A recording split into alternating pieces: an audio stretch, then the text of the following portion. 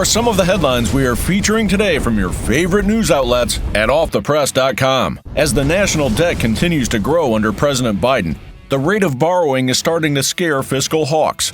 A new report from the Committee for a Responsible Federal Budget just revealed that the president has to borrow $63,000 a second and $2 trillion a year to cover the nation's debt. The Secret Service's inability to figure out who left cocaine near the Situation Room continues to bewilder Washington. Former President Donald Trump said he thinks they are being muzzled from telling the truth.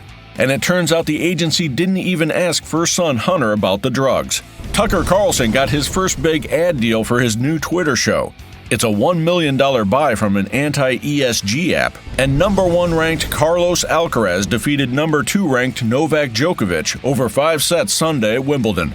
For stories like these and more updates all day long from your favorite news outlets, go to offthepress.com.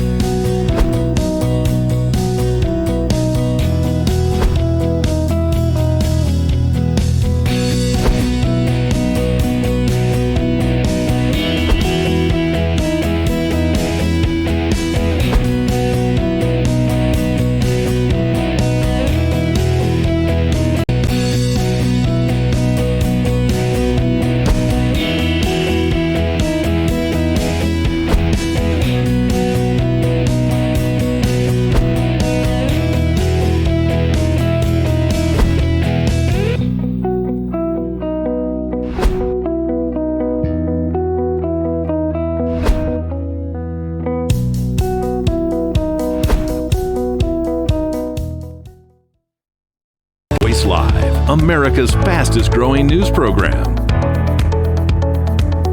With Steve Gruber. We've got to put America first.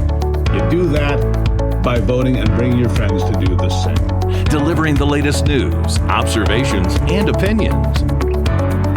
With the entire Real America's Voice team, America's Voice Live starts now.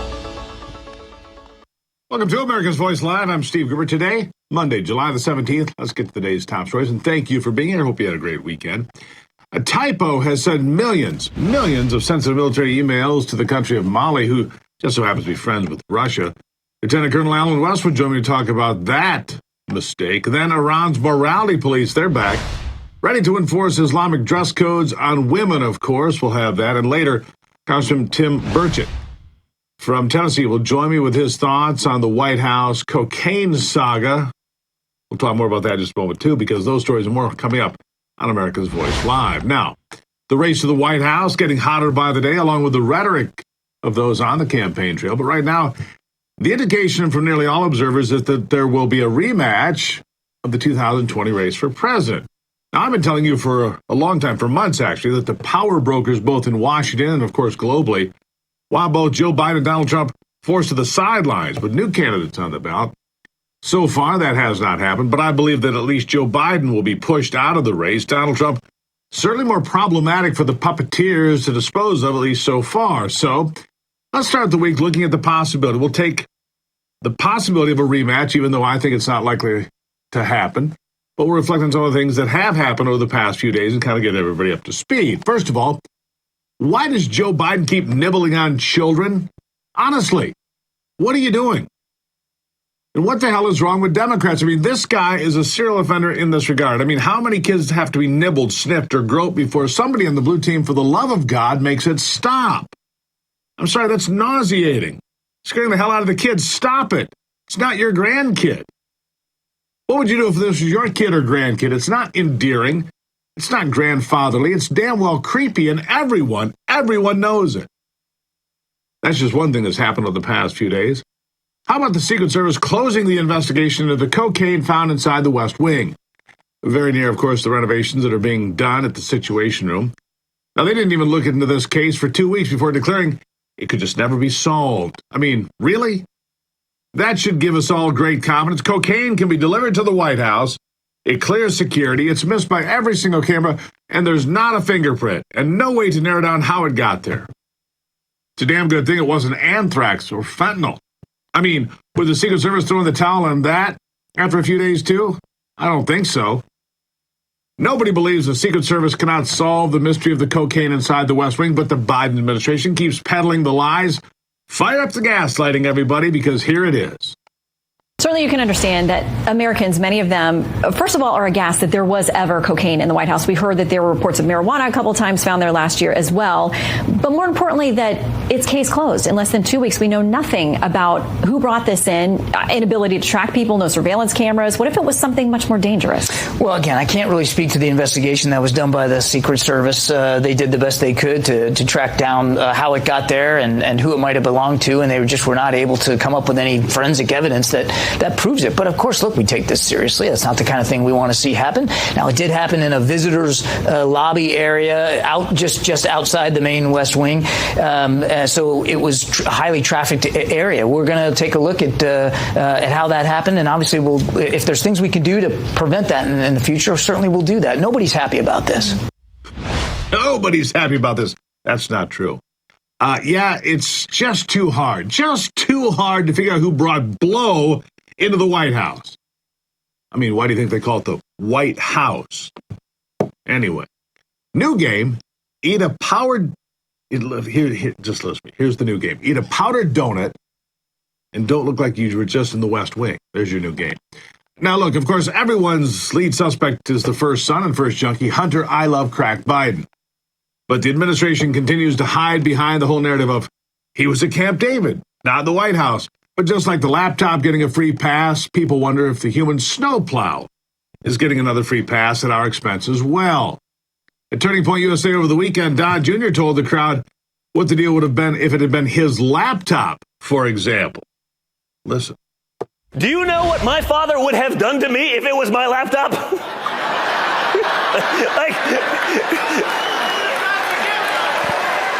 Yeah, my dad would have sent me to Gitmo. You're right.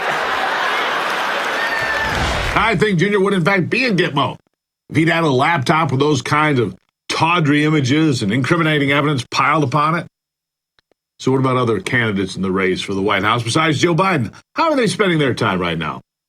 Let's start with the former vice president, because he had, well, to say the least, a rough go on Friday. Tucker Carlson absolutely destroyed Mike Pence during an appearance over the weekend, and it's exactly how I feel, and so do millions of Americans. Listen to this. Along the way, the Biden administration has been slow in providing military support. Make no mistake about this. We promised them 33 Abrams tanks in January. I heard again 2 weeks ago in Ukraine, they still don't have them. We've been telling them we'll train their F-16 pilots, but now they're saying maybe January we'll let somebody transfer some jets. I'm sorry, Mr. Vice President, I know you're running for president. You are distressed that the Ukrainians don't have enough American tanks. Every city in the United States has become much worse over the past 3 years. Yeah. Drive around. There's not one city that's gotten better in the United States. And it's visible. Our economy has degraded. The suicide rate has jumped. Public filth and disorder and crime have exponentially increased. And yet, your concern is that the Ukrainians, a country most people can't find on a map, who've received tens of billions of U.S. tax dollars, don't have enough tanks. I think it's a fair question to ask, where's the concern for the United States in that? Well, it's not my concern. Tucker, I've heard that routine from you before, but that's not my concern. I'm running for president of the United States because I think this country's in a lot of trouble. Wait a second. The United States is not my concern? Well, that race for president is no longer your concern either, Mr. Pence, because Tucker Carlson just absolutely crushed you during that appearance. I mean, just crushed you. Now, on the other side of the aisle, RFK Jr. is pointing at bioweapons labs in Ukraine, speaking of that country, and supporting the claims made by Russia before they rolled across the border with tanks in February of 21. And he also says the ethnic differential in the COVID virus targets white and black people.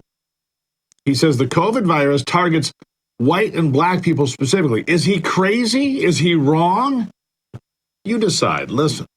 COVID-19 is targeted to attack Caucasians and black people.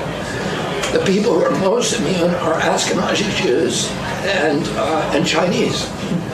But we don't know whether it was deliberately targeted that or not. But there are papers out there that show the racial and ethnic differential impact to that.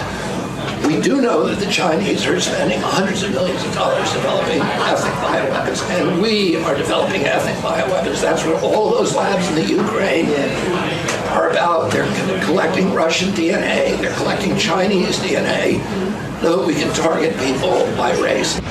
Look, let's be fair about this. RFK Jr. has been pretty nutty about some things, but he's also really smart about some other things. So I'm going to leave that with you. What do you think? I mean, it's what Russia said. They said those biolabs in Ukraine are creating bioweapons that will kill us, the Russians.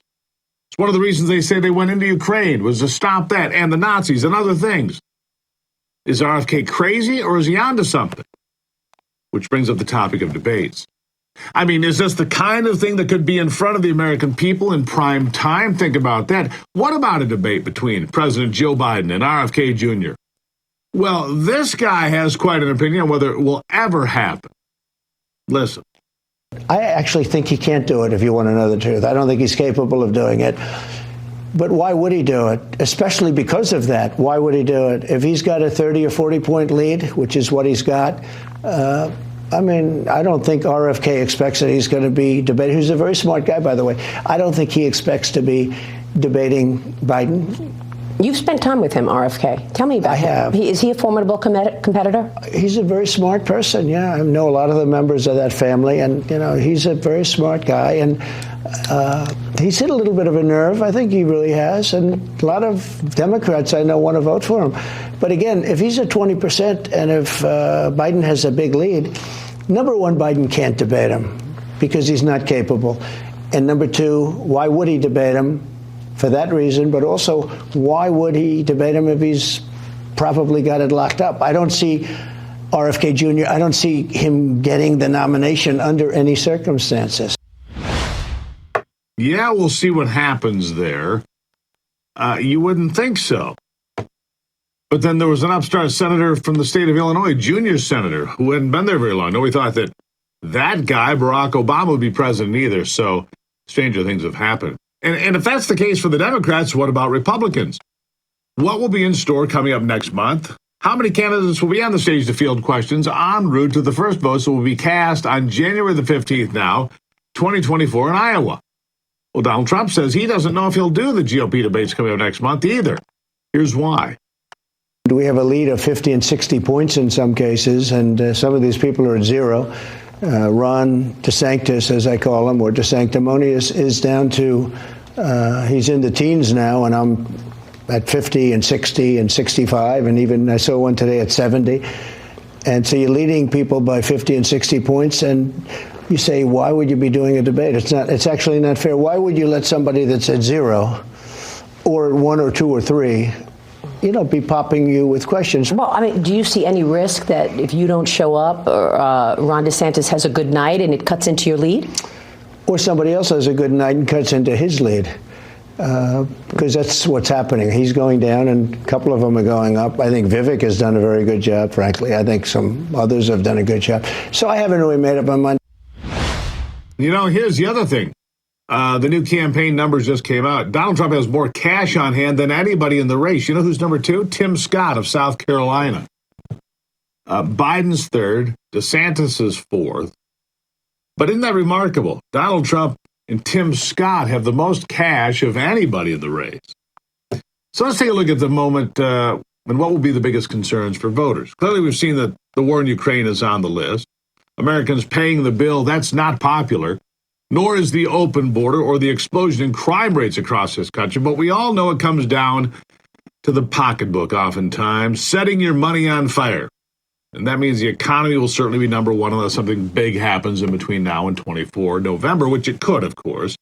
Democrats are tying themselves to the brand new term, Bidenomics, which creates an opportunity for the biggest branding disaster since Bud Light. Just like I've told you ever since the ill-advised name was rolled out and repeated over and over and over again, because now the left is all in on it. They can't back up or unring that bell. Bidenomics. Whatever happens between now and next fall, they have to live with it. And I say good luck.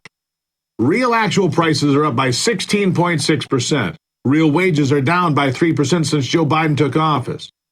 But his lieutenants cannot figure out why Americans are not impressed with the economy. They just can't figure it out. I know you can. Listen. Americans have been through a ton. You know well. You've been reporting on it over the past few years. I mean, a pandemic of a magnitude we haven't seen for a century, global inflation, snarled supply chains across the globe, a horrific invasion of the sovereign nation of Ukraine. All of this has, I think, weighed on public sentiment. And the whole time, President Biden has kept his head down with one goal in particular, which is to uplift the uplift the economic conditions of the middle class amidst all this. And there we've made real progress. Yeah, but for now they're going all in. All in, as you can see on Bidenomics, and for now they're getting away with it. But for how long? For how long?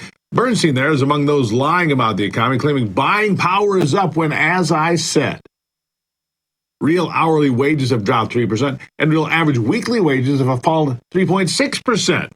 That's just since Joe Biden fell into the Oval Office. But Bernstein, man, he won't quit. Listen.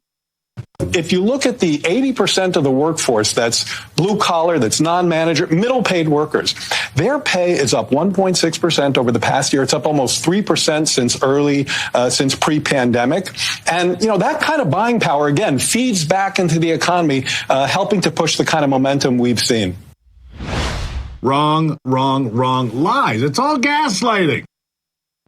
People know it, and you can only live that lie for so long. Americans are noticing their grocery bills, their household bills, their electric bill.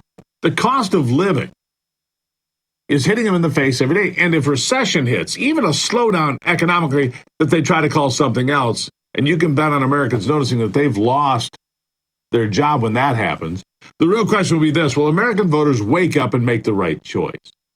Keep standing for truth, and that might be a possibility. Keep telling the truth, which we do here every single day. And that might still be a possibility, but you got to hang in there. Hang with me. We're going to be all right. All right, coming up after the break, a typo has sent, get this, millions of military emails to Mali, and therefore onto our enemies.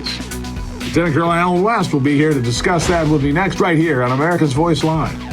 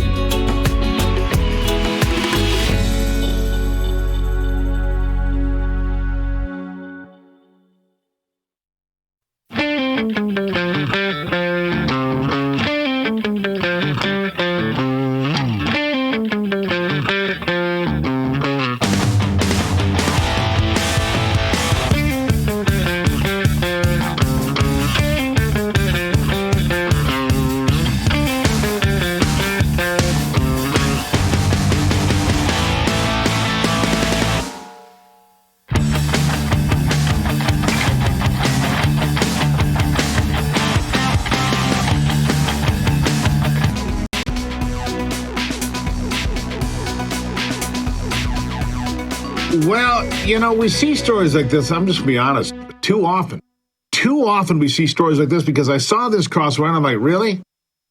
How easy is something like this to avoid? It's got to be fairly easy. The Pentagon confirming that a common typo within the United States military has misdirected millions of emails and messages containing sensitive information to the African country of Mali.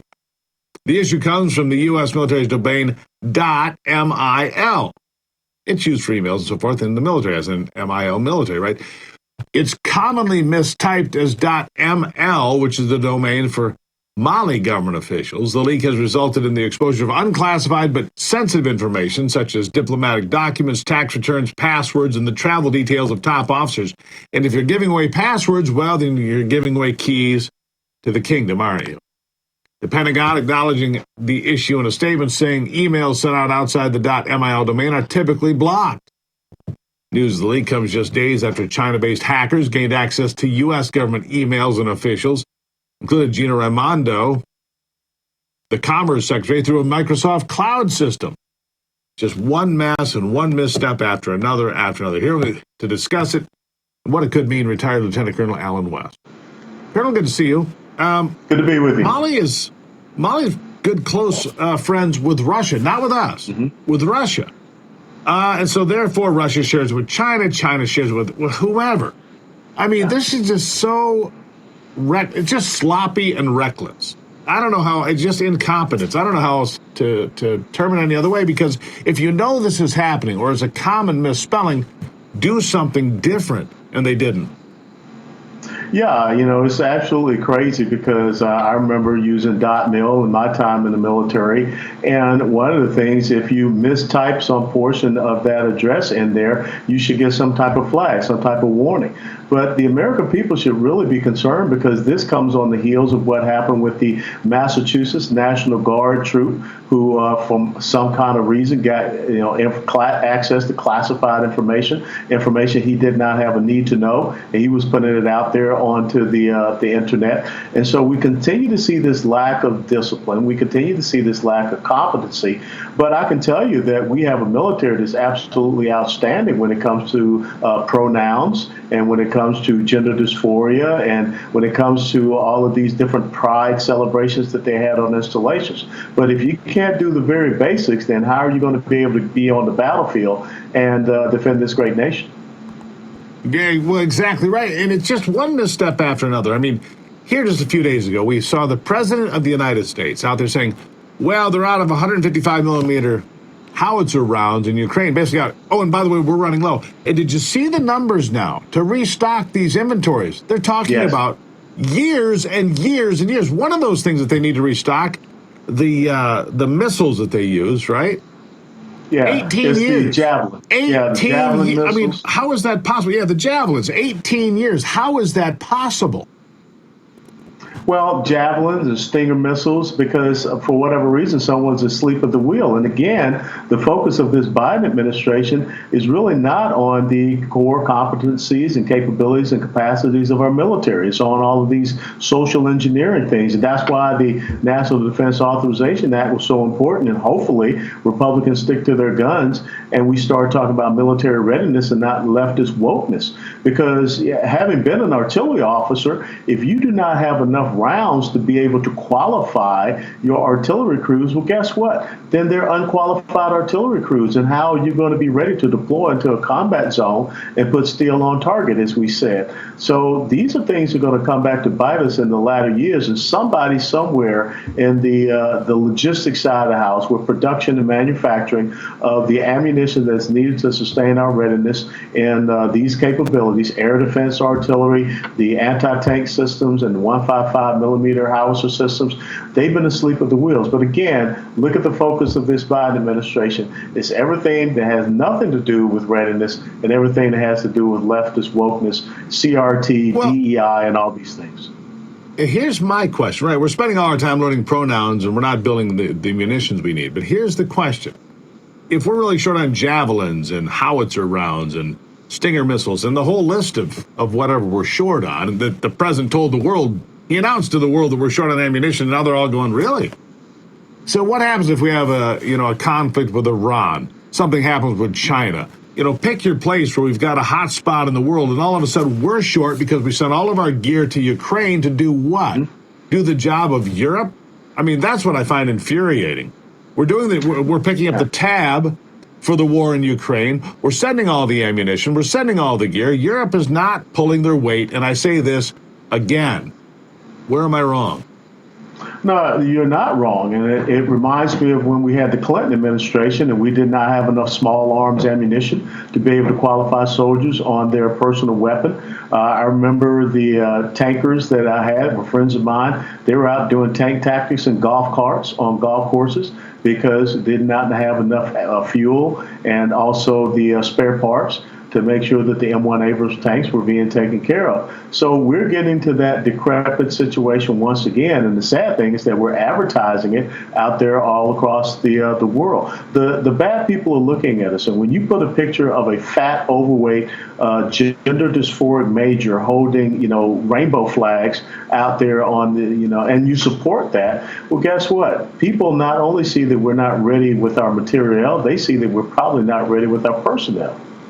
No, we're not. And so the last question before I go, we spend $800 billion, give or take, on, the military every year.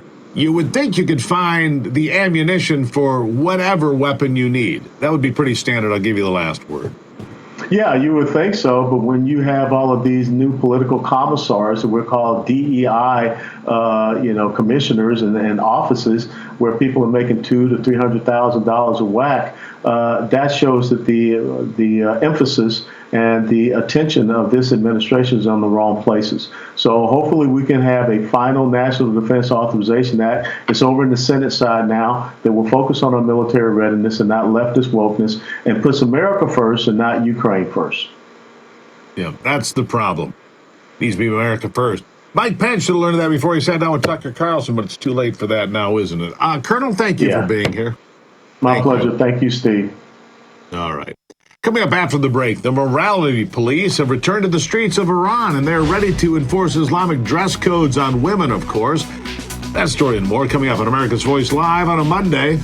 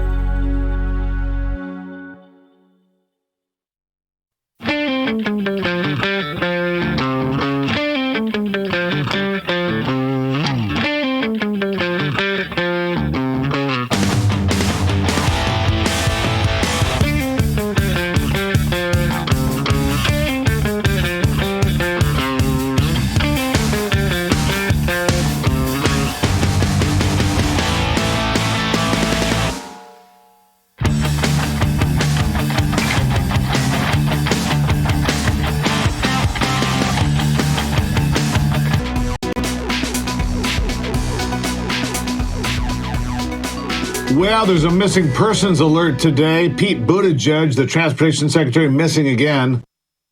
An all points bulletin put out for him. Why? Because homes and businesses in Montgomery County, Pennsylvania, evacuated after a CSX Norfolk Southern train derailed there.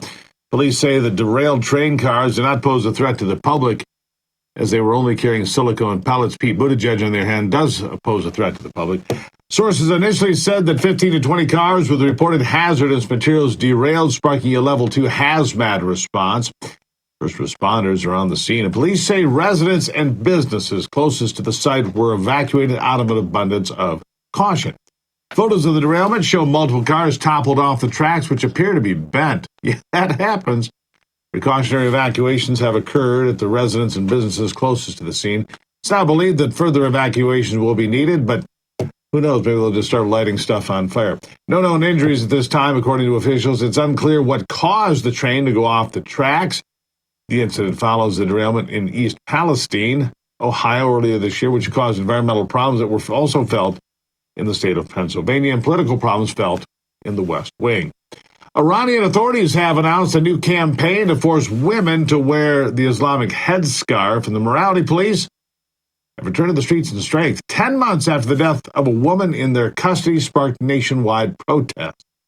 The morality police had largely pulled back following the death of 22-year-old Masa Amini last September, as authorities struggled to contain mass protests calling for the overthrow of the theocracy that has ruled Iran for over 4 decades now.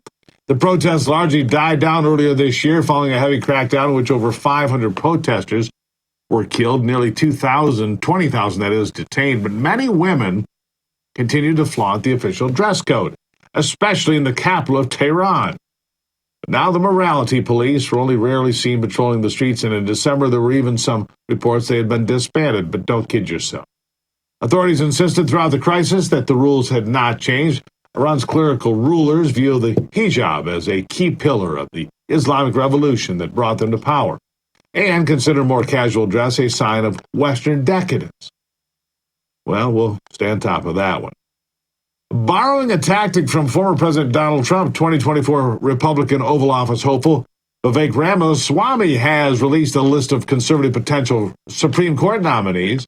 The roster includes 2 senators, Ted Cruz and Mike Lee, a former Solicitor General Paul Clement, and a half dozen of the nation's most conservative federal appellate court judges. Ramaswamy also named 7 judges from various federal district courts, the U.S. Court of International Trade, and the U.S. Court of Federal Claims as a pool from which he would select U.S. Circuit Court nominees if he's elected president. Ramaswamy said he may add to his pool later, but for now, it consists of Cruz, Lee, Clement, and 6 judges. Few issues are as important to Republican primary voters as the composition of the court. Candidates often try to pressure those voters that they will pick conservative justices. Ramaswamy, whose list includes several Trump appointees, said the former president's nominees have been outstanding at the Supreme Court and at lower federal benches as well. All right, coming up after the break, the White House attempting to make the cocaine story disappear from the news cycle. We're not going to let it just yet. Congressman Tim Burchett from the good state of Tennessee will join me next to discuss right here on America's Voice Live.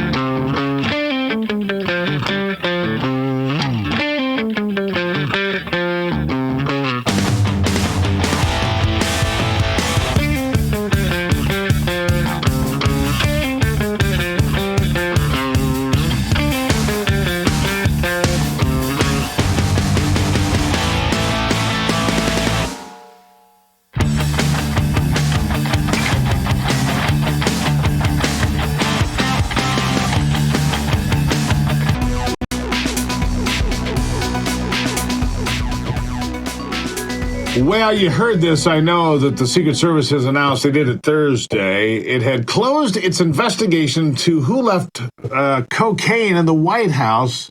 They said they can't find the suspect. Spokesman for the agency said that it did so without conducting any interviews at all, not one. Isn't that remarkable? The agency, along with the FBI, you know, those folks, tested the packet, determined it was cocaine, looked for any fingerprints, DNA evidence, but the tests yielded no usable forensic evidence, they say. Video footage of the area where the baggie was found also provided no evidence to narrow the possible suspects beyond a list of roughly 500 staff members and visitors who passed through during a weekend earlier this month.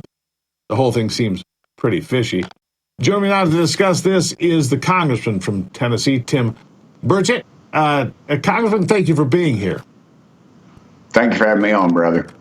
How easy is it to do just a random drug test? I mean, you might figure out by doing it that way, or is that just too invasive, or do they just not care? I mean, for America, and I'm talking Republicans, Democrats, and Independents, kind of hard for us to sit here and go, really? You can't figure it out? You're just done with less than 2 weeks into this thing? Seems just awfully odd. It was very odd, and then they destroyed any chance of getting any DNA. They said there wasn't enough DNA. They didn't say there wasn't any DNA. And what they did was, you know, they found the cocaine. Apparently this cocaine has a set of legs because it was originally reported on another area of the White House. Then they moved it to near the Situation Room, where I guess they figured that would be a better place for it to be found.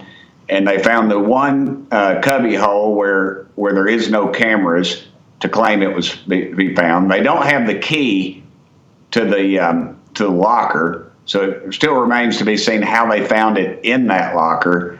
And it's just the whole thing. Hold on, that's new information for me. See, when I was told it was a cubby hole, I thought it was like a place. It was like an open place to set your umbrella or your paper, whatever it might be. You're saying this is a locked container? Yeah. Well, when you go into the White House, it's not like just walking into the buffet at your friendly neighborhood restaurant. They know who's going in. They have your Social Security number. There's facial identification. You know, there's everything you can imagine. They have, in some areas, they have reverse draft fans to see if you've been around any bomb making or anthrax or anything like that. So you go through, and then there's a desk, and then they tell you you can put your safe, if you've got anything you want to put in there, like a Fitbit or a cell phone or what have you, and you put it in these little bitty lockers, and there's a key on it. You pull the key out, and the key tells you your number, and I believe the number for this locker was 50, I believe. Then they somehow they found this cocaine in there. So then they went and this is the craziest thing. They destroyed the package that it was in, because if it was anthrax, they needed to destroy the package for some reason. So they took it over to Quantico, I guess, the FBI labs, and destroyed it. So normally, in normal case of business, they would say, hey, we've got this powder in here, lock the building down, get all the logs, get all the video, and then send the hazmat team in with your suits on and put it in a protective package, take it over, get it analyzed. But what they claimed they did was they tore up the package so you couldn't get any fingerprints, they said there was not enough DNA, which I think is very selective wording when it said not enough DNA. And I haven't been able to get anybody to tell me, is that like I'm sort of pregnant or am I sort of not pregnant? I sort of have DNA, I sort of don't have DNA. This whole thing is it just doesn't smell right. None of this smells right. You know, they didn't seem too hot to follow this in the first place. They seemed kind of, you know, lukewarm on the whole deal. Then within 2 weeks, we've closed the investigation. Just no way to figure out. And which brings me back to something you mentioned, Congressman. What if it had been anthrax or fentanyl, right? Which can kill people, lots of people. And do you think they would close the investigation a couple of weeks in and go, we just don't, no big deal? Because that's the way they're approaching it to us. I was like, they shrug their shoulders. Yeah, they've had some cocaine, no big deal. What are they doing? Are they doing lines on the Resolute desk? I mean, what the hell's going on in there?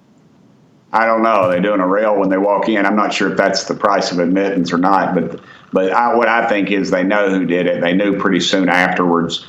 Then they had to secure it and put it in an area open to the public to where the one area in the White House where you wouldn't know. And this is close. I was with President Trump about a week ago, I guess, right after it happened, and he was saying, you can't. This is right by the Situation Room. You can't just walk in there. I was in there after I was first elected. My chief of staff, a fellow worked in the Trump administration, and invited us over for lunch and then a meeting. And it was 2 or 3 weeks clearance before we could get in there. This is a clown show. These Secret Service agents. The trouble is, the sad truth is they're great people. They're patriotic Americans. And I get that, but we don't know who's pulling their puppet strings. But let me ask you this, because this brings us back to this whole theme we've been talking about, because we've seen it for years now, Congressman. If this had been Donald Trump's administration and cocaine had been found in that same exact locker, not a cubbyhole, a locker, which is new information, like I said, first time I've heard that. Do you think the Secret Service would have been told to just stand down? Do you think the FBI would have just gone, oh, no big deal? No, they would be turning over every rock. They'd be doing random urine drops. They'd be doing the whole shooting match, I believe. Don't you? Yeah. I think Trump would have beat somebody's ass, for lack of a better word. I don't see this being anywhere within the realm of possibility. And the American public buys it. And, they changed their story of when the Bidens were even in the White House, which to me was a stupid move. They sent that poor press secretary out, and, she's a walking, talking Saturday Night Live skit. I mean, she just writes it herself every week. Saturday Night Live, I'll just go, we're going live to the White House and do her. Because it's unbelievable. She said when the Bidens were there, and it was wrong, and it was easily defendable. It's just constant. She has nothing to preview on that. Yeah, she has nothing to preview on that. Between her and Kamala Harris, there's a double Saturday Night Live skit, isn't it? It's pretty remarkable, Congressman, that they're just writing it off. You don't buy it. I don't buy it. Democrats don't even buy it. But I'll give you the last word. They were in the meeting joking about it. I just walked out after they told me that it was they weren't going to continue the investigation. This wasn't a secret meeting, and we don't know who did it. I felt bad for the Secret Service. I think the men in the room were not lying. They were told whatever they were told was what, as far as they knew it. Because they're not in the lab. They're not seeing all this stuff. They're brought in after the fact. But it's a joke, and we all know it. Sad, sad, sad. But hopefully we can bring sanity back to the West Wing here before much longer. Congressman, thank you for being here. Pleasure. Thank you, brother. All right, there you have it. Good man. From Knoxville, Tennessee, he is Tim Burchett. All right, up after the break. In a move that is sure to get the world's attention, Russia has halted the Black Sea grain initiative impacting Ukraine's wheat exports again. That story straight ahead on America's Voice Live.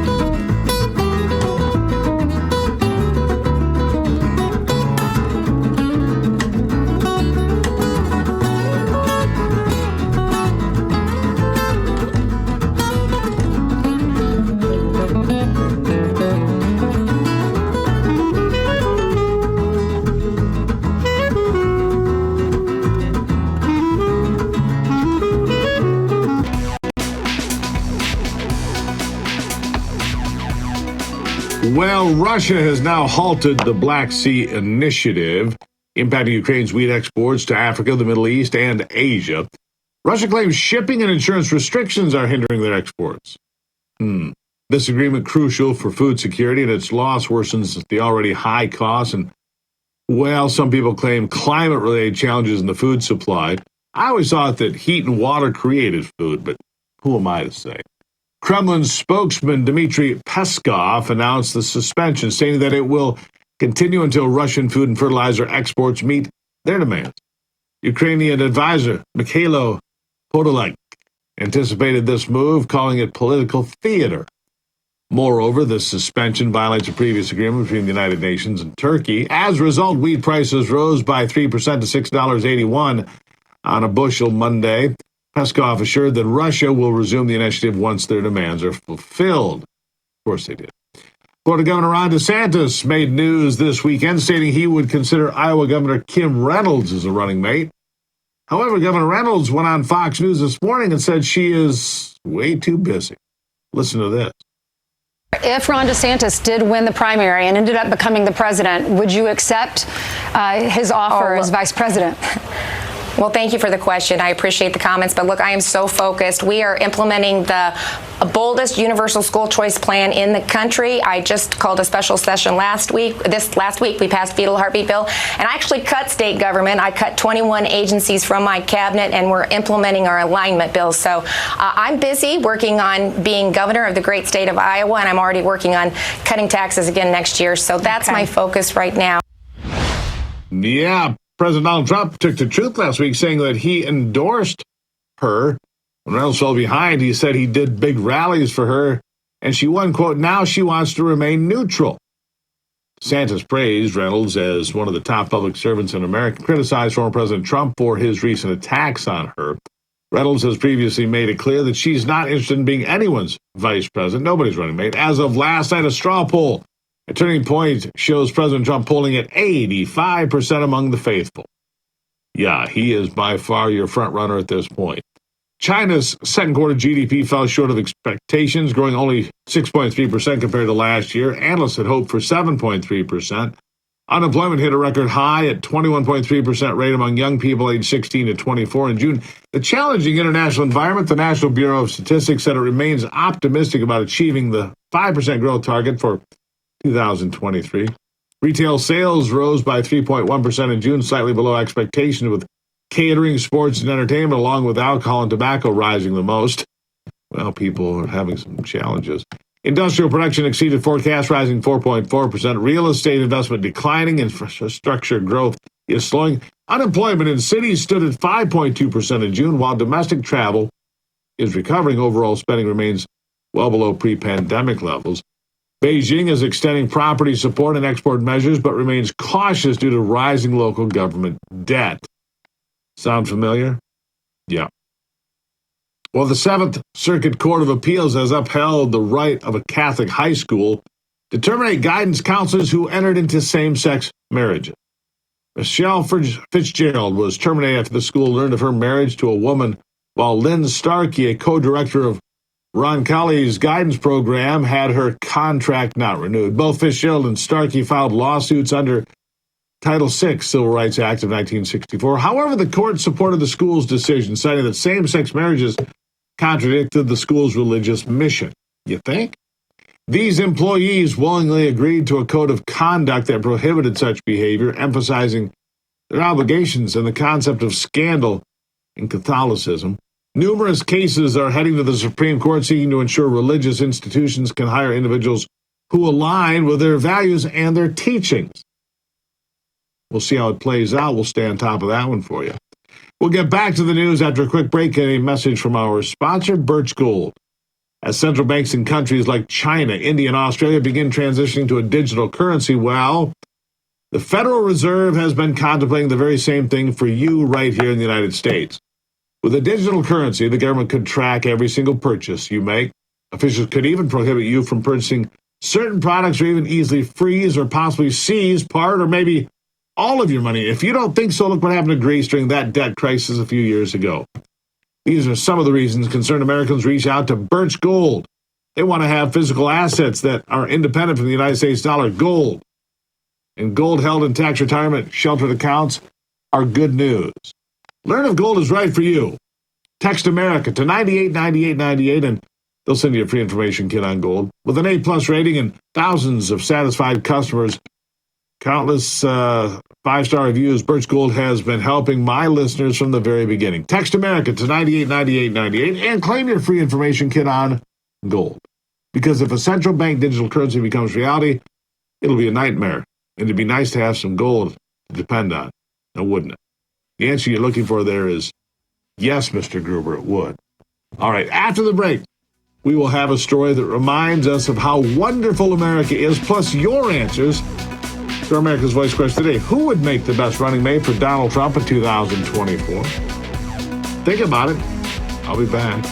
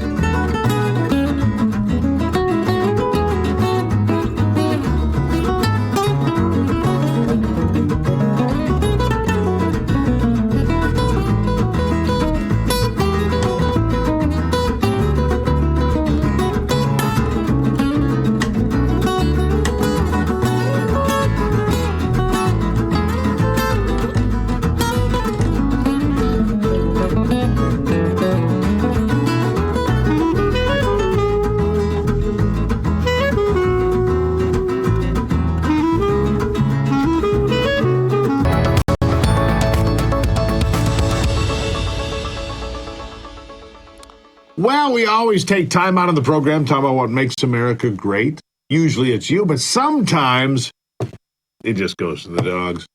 More than 200 dogs showed up to wish a happy 100th birthday to a San Jose man at a tail-wagging neighborhood gathering that turned into a touching show, that is, of community support. Allison Moore of San Jose, California, organized a birthday party for her dad, Robert Moore. Dogs of all shapes, sizes, ages, and breeds arrived in style, decked out in costumes, wearing the shades and party hats. Some dogs rolled up in classic cars, wagons, or in the back of pickup trucks. Others brought treats for both dogs and humans to share. Robert said he was thrilled to see so many people and dogs who came out just to wish him a happy birthday. Allison Moore said she thought people would just walk by her house and wave, but it turned out to be a whole lot more. Yeah, she said her father petted every single dog. Allison said that last year she was thinking about doing something big for the 100th birthday of her dad, a retired dean of science and applied arts at San Jose State University. He lives in an assisted living center near Palo Alto. We call it Silicon Valley now. Moore then decided a dog parade would be right up her dad's alley.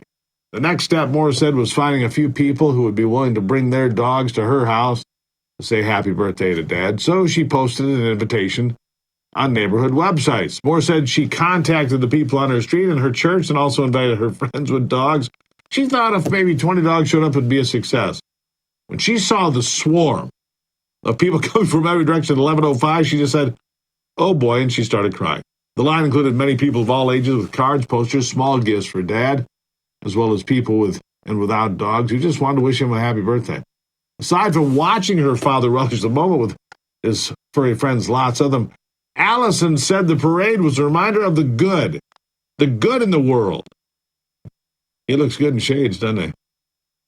Was good in the world. Nice work, Allison. And happy birthday, sir. Anyhow, question of the day. You ready? Who would be Donald Trump's best running mate in 2024? Nancy Lynn says Candace Owen or Tim Scott. Deborah Fowle, Carrie Lake or Vivek Ramaswamy. Angela DeMotte, Carrie Lake or MTG. Larry Van Vliet says Tim Scott's the guy, somebody who Trump's been saying nice things about, by the way. Patty Hagan says, how about Tucker Carlson? All right. Michael Rock's a Carrie Lake guy. Chris Stevens says Ron DeSantis is who it's going to take. Craig Troop, Candace Owens. Gail Easton, MTG, Carrie Lake, and Tucker Carlson all picking up more votes. And Mary Ann Marsh, Vivek. Oh, and Larry Williams, one more. New name, General Flynn. There you have it. Hey, it's been a great start to the week. Glad you're here. Always remember you can drop me a line and say, hey, Grub, so what's up?